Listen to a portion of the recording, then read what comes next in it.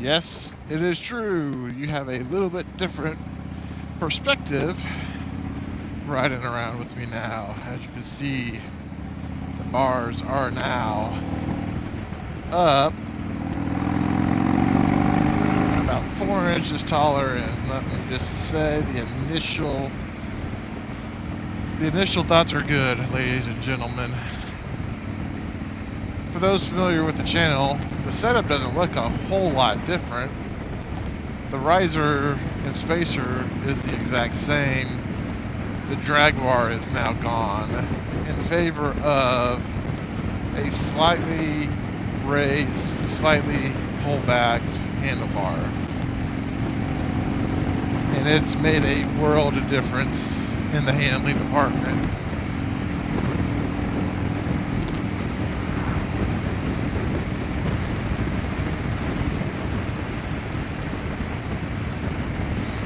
I'd say this is probably my 4th or 5th iteration of adjusting the bars and getting them to the proper height for me.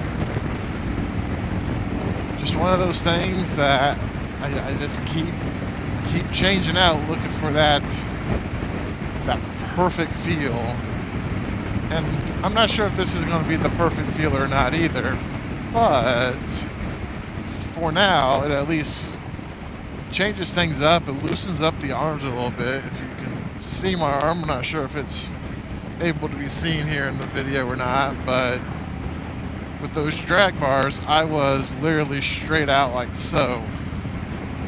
Now I have a little bit of a flex in my arm, and I just feel more relaxed.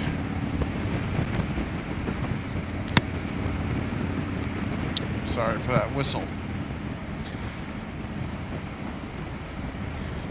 I would really kind of show you how much better this handled if this car was in the way, but I just never trust the inside lane. If the car was on the right side, I'm much more confident in my overtaking. But this setup right here with the Malibu in front of me, I'm just not overly confident overtaking. A couple reasons. As I've said before, people are distracted.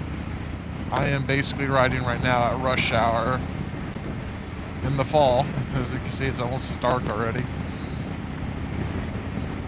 But anyway, back to the bars. What do I got?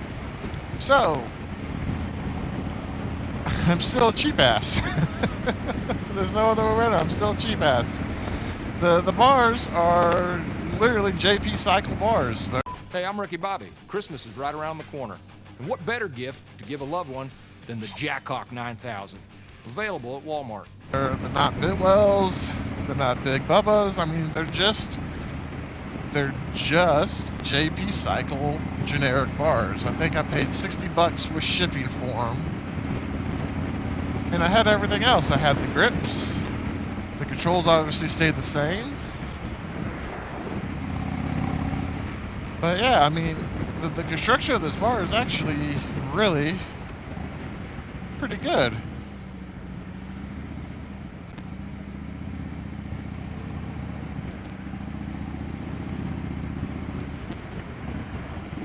There was only one little defect I noticed in them, but my controls are hiding it, so I'm not too concerned. There was a little bit of the rub on where the powder coat kind of rubbed in shipping, which was like right here.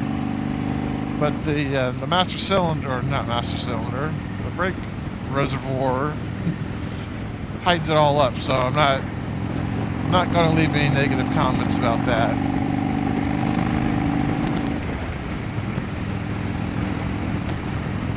But yeah, after our Weston trip, now granted I did have a backpack on that entire trip, so that could add to my back hurting, but man, my back and arms were just exhausted after that. You know, it was only 2 hours on the bike, all said and done. Well, yeah, 2 hours each way, so 2 hours there, stayed the night, and then 2 hours back. But I just tell you what, it's just, it's nice having a little bit of this flex. I don't It's definitely better than it was. Again, this might not be the final iteration of it, but it'll do for now and the start of next season. A lot of people have asked me, why don't you just go with a T-bar setup like a San Diego bar or Lucky 13, something along those lines? And the truthful answer is I would love to. But until I find the ideal position, I didn't want to invest a lot, one, into the bar, and then B, two, into the install. All those bars are set up for internal cabling, and I'm an external cabler type of guy. I would like to have it cleaned up at one point, but until I found the perfect height that I would be comfortable with indefinitely for the long term, I didn't want to drop $200, $250 on a bar, or pay someone to install it. I probably could have figured it out, but I hate depinning connectors. It's a pet peeve. What would you say you do here? So if you guys have recognized the road we are on the Chopper Fet test road for anytime I change something on the bike.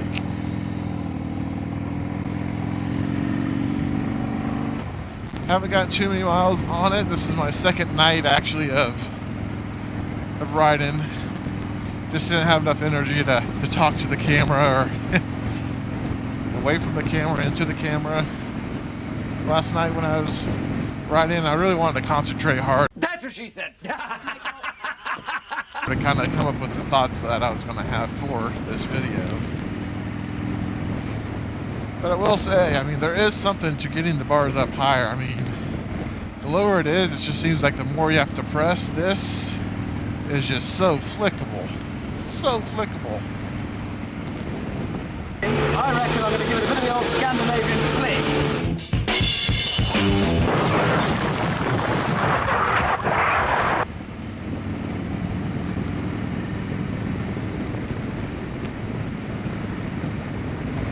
Been gone about 25 minutes so far, and shoulders feel good, back feels good, butt feels good.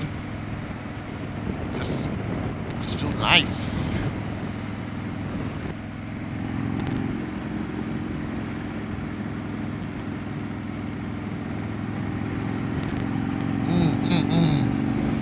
I like it a lot.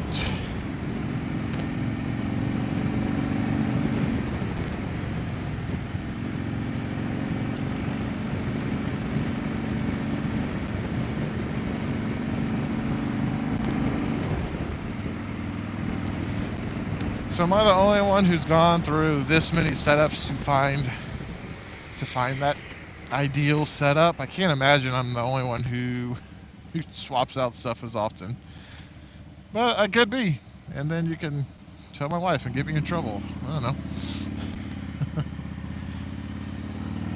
I figure if I can't buy a new bike right now, I sure as hell am going to make this one as good as I can. And we're getting there, folks. There's just a couple more things I need to do to it. And I think those are going to be coming up over the winter time when I have some down periods when I'm not riding when it's 10-15 degrees. Hopefully the garage will stay warm enough for me to get those done.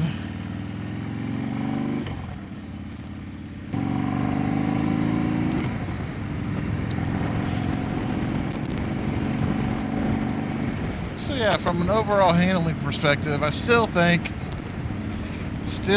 the suspension in the rear has been the biggest ticket, but I think this is a close second now. I say this is a close second, but it's also combined with they're not poly bushings, they're actually just metal bushings for the risers. So I got rid of the stock rubbery ones and replaced them with the solid one. I was a little scared on them that they would make the vibrations even worse. but they really haven't. And the responsiveness that you got from the bar, even when I had the last drag bar on, it was increased immensely on it.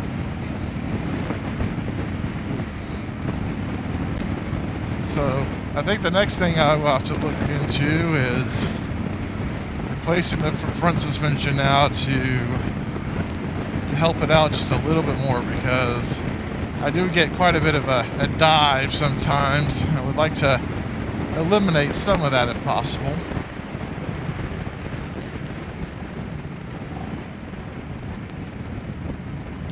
But I'm still learning. I'm still figuring things out on my own. As far as what works, getting other people's opinions. That's why I love having this channel and having people reach out to me. And I end up making new friends with them. Follow them on Instagram, see what they're doing. It's amazing the world that social media can create for a person. It's a good feeling, and you know, you could always just, it's a random guy you might have just met, but you can immediately bounce things off of them and get that advice that you're looking for. But what's crazy is someone from the local Kansas City Facebook page reached out to me even, because we have the same last name. I'm like, who would have thought? So it's just cool to see how the YouTube channel has expanded to Facebook, Instagram, and how it's actually opening doors for other things.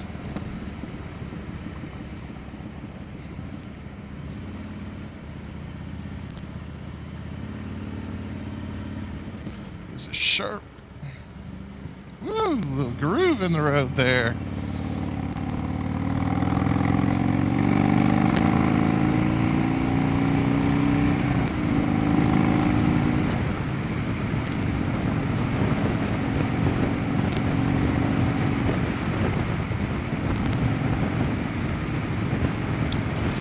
Other big news coming up. This will be the next to last video that you'll see of just this point of view. The second camera is coming, folks. I'm still trying to, at this point, debate what that next camera will be. I think I said in a previous video I was leaning towards Session 5, but that's just not gonna cut it for me. So I got my own a couple different models. Gotta do my research, make the smart move, because I'm gonna get basically one shot at it, because I don't think the wife will like it if I miss on that one.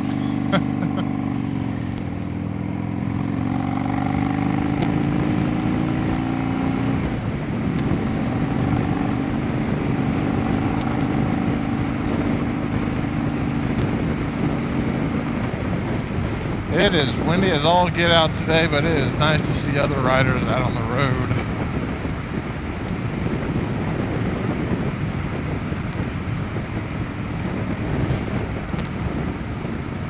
This was my last day to have a chance to record for another few days. It's about to drop again in temperature here, again. And I'm not sure if I'll be able to get time to record on Saturday or Sunday this weekend, so we'll try to at least get out now to at least keep up with my posting schedule.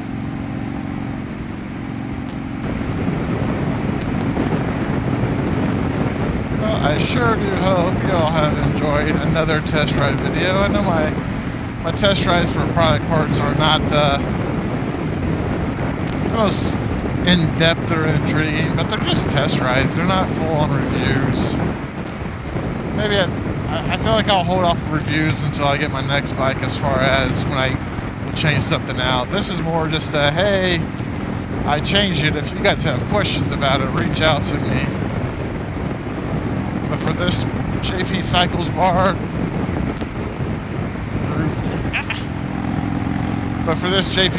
bar, I would definitely recommend it if you're looking to get your arms up just a little bit higher. And I guess I will also say that for anyone who rides a 2009 Lowrider, I think the total rise on this is 12 to 13 inches. That is the most the stock cables will allow you to go. When I have it cranked all the way to the left, there's still a little bit of a slack, but it is pretty tight. Getting back into town now, everybody, so I do hope you have a good rest of your day wherever you be residing, and Chopper Fett will catch you on the dark side. Have a good night. Alright, my wife. God, I need sleep. See you guys.